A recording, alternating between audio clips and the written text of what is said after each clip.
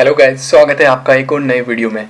इस वीडियो में हम बात करेंगे डिफरेंट टाइप के ऑटो फोकस सिस्टम जो कि आपके DSLR कैमरा में होते हैं।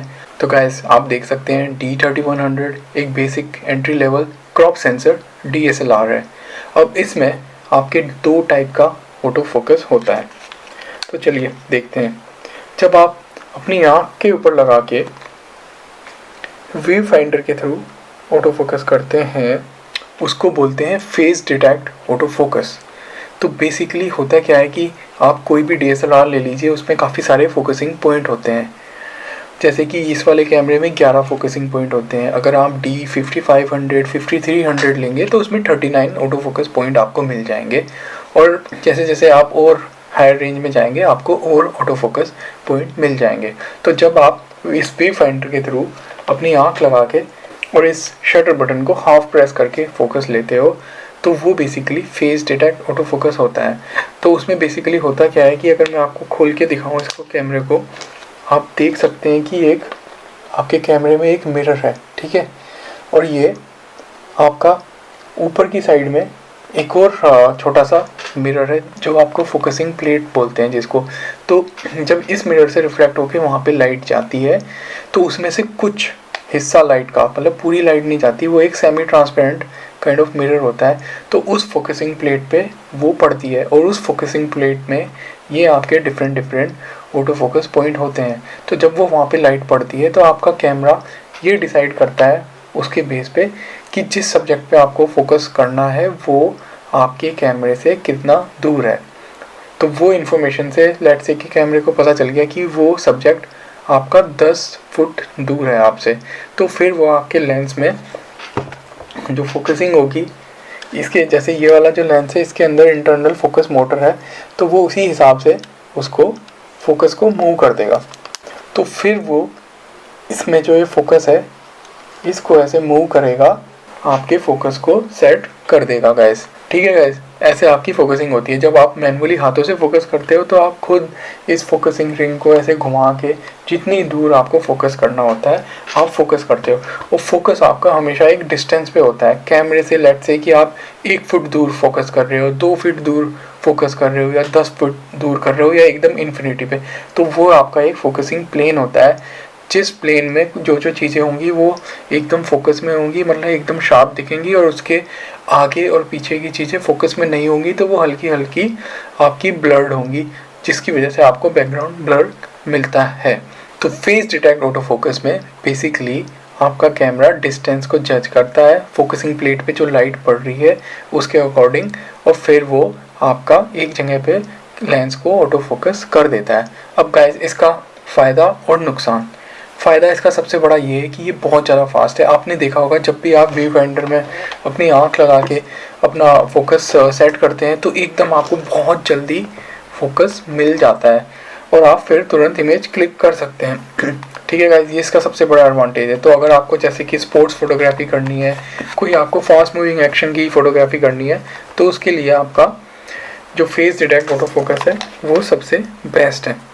लेकिन अब इसका डिसएडवांटेज सबसे बड़ा ये है कि जो आपकी फोकसिंग प्लेट पे जो इन्फॉर्मेशन मिलती है, तो कई बार आपकी जो फोकसिंग प्लेट है वो सही तरीके से अलाइन नहीं होती, तो आपका कैमरा या तो बैक फोकस करता है या फ्रंट फोकस। मान लीजिए अभी कैमरे का फोकस मेरे चेहरे पे होना चाहिए, तो हो सकता है कि वो अगर सही तरीके से उसमें कुछ हो सकता है कि अगर उसमें कोई प्रॉब्लम है, फोकसिंग प्लेट सही से अलाइन नहीं है, तो वो मेरे सर के 1 फीट पीछे फोकस करे या 1 फीट आगे। अगर वो 1 फीट आगे करता है तो उसको हम बोलेंगे फ्रंट फोकस कर रहा है, मतलब यहाँ मेरे चेहरे पे करने की बजाय थोड़ा आगे कर रहा है, उसकी वजह से मेरा चेहरा इतना क्लियर नहीं दिखेगा, तो इमेज में शार्पनेस की कमी होगी। अगर वो बैक फोकस करता है तो वो मेरे पीछे जाके करेगा, उस केस में भी इमेज में शार्पनेस नहीं मिलेगी क्योंकि वो सही जगह फोकस नहीं कर रहा है। तो ये प्रॉब्लम काफ़ी अक्सर होती है। यूजुअली जो आपके एंट्री लेवल कैमरा हो गए D3100 वगैरह, इसमें अगर वो प्रॉब्लम आ जाए तो उसको सॉल्व करना बड़ा मुश्किल है। फिर आपको अपने कैमरे को सर्विसिंग के लिए देना पड़ता है, तो वो आपकी फोकसिंग प्लेट वगैरह उन सबको अलाइन करते हैं ताकि आपका फोकस एकदम प्रिसाइज हो जाए। लेकिन अगर आप D7000 सीरीज़ का कैमरे यूज़ कर रहे हो या आप फुल फ्रेम कैमरे यूज़ कर रहे हो तो उसके अंदर ऑटो फोकस माइक्रो एडजस्टमेंट होता है, तो उसमें आप 0 से लेकर 20 तक की एक वैल्यू स्पेसिफाई कर सकते हो। तो उस वैल्यू में आप कैमरे को ये बोलोगे कि मेरा कैमरा जहाँ पे फोकस कर रहा है तो उससे 0.20% आगे करे या पीछे करे। वो आप अपने लेंस को टेस्ट करके डिसाइड कर सकते हो कि आपका लेंस फ्रंट फोकस कर रहा है या बैक फोकस। अगर वो फ्रंट फोकस कर रहा है तो आप +0 to 20 की कोई एक वैल्यू एक्सपेरिमेंट करके चूज़ कर सकते हो जिससे वो सही जगह फोकस करे। अगर वो बैक फोकस कर रहा है तो आपको नेगेटिव वैल्यू चूज़ करनी पड़ेगी -20 से 0 के बीच में। ठीक है गाइस, उसके ऊपर मैं एक अलग से वीडियो बनाऊंगा कैसे माइक्रो एडजस्टमेंट करते हैं फोकस का। अब हम बात करते हैं दूसरा टाइप का ऑटो फोकस सिस्टम जिसे हम बोलते हैं contrast detection auto focus system. तो आप देख सकते हैं कि जब आप DSLR का लाइव व्यू को ऑन करते हैं तो इस केस में आपका जो कैमरा है वो एक कॉन्ट्रास्ट को डिटेक्ट करता है। जैसे अभी मेरा चेहरा हो गया, ठीक है गाइस, और जो पीछे का एक बैकग्राउंड हो गया, तो वो उसके बीच में जो मेरा चेहरे पे से लाइट आ रही है और जो बैकग्राउंड की लाइट है उसमें दोनों में एक डिफरेंट कॉन्ट्रास्ट है। तो उस कॉन्ट्रास्ट को वो देखता है आपका लेंस आगे पीछे मूव करके, फ्रंट और बैक फोकस करके, कि कहाँ पे उसको सबसे अच्छा कॉन्ट्रास्ट मिल रहा है, कहाँ पे एकदम प्रिसाइज फोकस मिल रहा है। तो वो थोड़ी बहुत हंटिंग करके एक करेक्ट फोकस ढूंढने की कोशिश करता है। इस केस में जो आपका फोकसिंग होता है वो पूरा का पूरा काम, इस केस में जो भी आपका फोकसिंग होता है वो पूरा का पूरा काम आपका सेंसर के ऊपर होता है। क्योंकि जब आप लाइव व्यू को ऑन करते हो तो आपका मिरर सामने से हट जाता है, तो जो भी आपके ऊपर जो लाइट पड़ रही है वो डायरेक्टली सेंसर पे पड़ती है। तो पूरी की पूरी जो फोकसिंग है वो सेंसर करता है ये देख के कि मेरा जो सब्जेक्ट है उसका कॉन्ट्रास्ट, बैकग्राउंड का कॉन्ट्रास्ट। जैसे आप अभी मुझे देख सकते हैं, मेरा ये चेहरा, ठीक है गाइस, और ये पीछे वाइट बैकग्राउंड, तो इन दोनों के कॉन्ट्रास्ट में बहुत ज़्यादा डिफरेंस है। तो मेरा कैमरा उसके हिसाब से फोकस कर सकता है। इसीलिए एक सिचुएशन ऐसी आती है कि अगर आप वाइट दीवार के अगेंस्ट खड़े हैं और आपका सब्जेक्ट भी वाइट है, जैसे आप वाइट दीवार पे एक वाइट पेपर लगा दें तो कैमरा फोकस करने में बहुत प्रॉब्लम करेगा क्योंकि उसको कॉन्ट्रास्ट नहीं मिलेगा। बैकग्राउंड भी वाइट और आपका फोरग्राउंड भी वाइट, तो कोई कॉन्ट्रास्ट नहीं मिला, तो आपको बहुत प्रॉब्लम होगी वो करने में। अब गाइस इसके एडवांटेज की बात करते हैं। क्योंकि ये फोकसिंग आपकी डायरेक्टली सेंसर पे हो रही है तो इसमें फ्रंट और बैक फोकसिंग की प्रॉब्लम नहीं होगी। तो इस केस में अगर आप जो भी इमेज खींचोगे या वीडियो बनाओगे आपको बहुत ज़्यादा अच्छी शार्पनेस मिलेगी, क्योंकि आपका कैमरा बिल्कुल करेक्टली फोकस कर रहा है। जैसे इसको यहाँ पे फोकस करना चाहिए, आँख पे फोकस करना चाहिए, वो एग्जैक्टली वहीं पे करेगा। तो बहुत ही ज़्यादा बेहतरीन आपको शार्पनेस मिलेगी, एकदम करेक्ट फोकस मिलेगा। अब गाइस डिसएडवांटेज की बात करते हैं। डिसएडवांटेज इसका सबसे बड़ा ये है कि जब आप कॉन्ट्रास्ट डिटेक्शन करते हो लाइव व्यू में वो बहुत ही ज़्यादा स्लो होता है।